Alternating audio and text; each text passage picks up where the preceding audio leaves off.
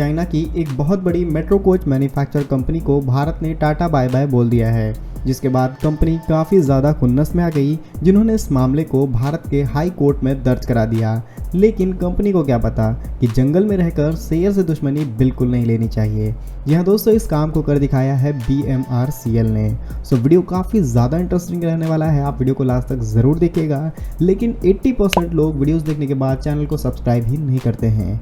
हम आप लोगों के लिए रेगुलर ऐसे ही इन्फॉर्मेटिव वीडियोस इस चैनल पर लाते रहते हैं, तो चैनल को सब्सक्राइब ज़रूर कर लीजिए। तो दोस्तों बात है 2019 की, जहां पर BMRCL यानी Bangalore metro rail corporation limited ने Chinese company CRRC corporation limited की subsidiary company CRCC Nanjing Puzhen को लगभग 1578 करोड़ रुपए का एक टेंडर दिया, जिस टेंडर में मेट्रो रेल के लिए लगभग 216 मेट्रो कोच मैन्युफैक्चर किए जाने थे। लेकिन कंपनी ने इस काम को समय से नहीं किया, और दूसरा और सबसे बड़ा रीज़न ये है कि इस एग्रीमेंट में कहा गया था कि 94% स्वदेशी कंपोनेंट्स का इस्तेमाल कर इन मेट्रो कोचेस का निर्माण किया जाना है। लेकिन कंपनी इस बात से बिल्कुल सहमत नहीं हुई, और इसीलिए उन्होंने इस प्रोजेक्ट में काफ़ी ज़्यादा डिले कर दिया। और हम सभी जानते हैं कि देश अभी मेक इन इंडिया पर काफ़ी तेज़ी से मूव कर रहा है, जिसके लिए भारत की सबसे स्पेशल ट्रेन यानी वंदे भारत ट्रेन सेट को टेंडर को फिर से कैंसिल करना पड़ा था।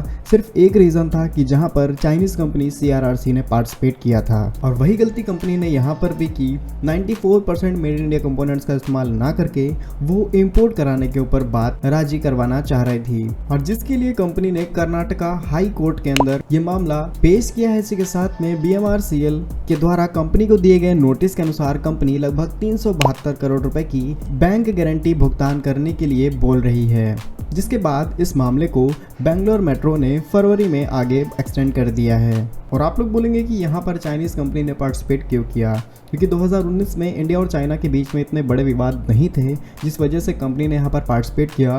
और दूसरा और सबसे बड़ा रीज़न कि यहाँ पर किसी भी भारतीय कंपनी ने पार्टिसिपेट इसलिए नहीं किया क्योंकि इस कंपनी ने लगभग 200 करोड़ रुपए कम बोली लगाई थी, और आप जानते हैं कि जो सबसे कम बोली लगाती है कंपनी, उसी को टेंडर दिया जाता है। तो यही एक बड़ा रीज़न था। लेकिन इस बार कंपनी को काफ़ी बड़ा नुकसान हो सकता है, क्योंकि कंपनी ने कुछ मैन्युफैक्चरिंग प्रोसेस को स्टार्ट भी कर दिया था। तो बाकी आने वाली डिटेल्स हमें फरवरी में ही पता चलेंगी। सो आप लोगों का क्या कहना है, क्या कंपनी को लगभग 372 करोड़ रुपए की बैंक गारंटी का भुगतान किया जाना चाहिए भारत की तरफ से, या फिर नहीं?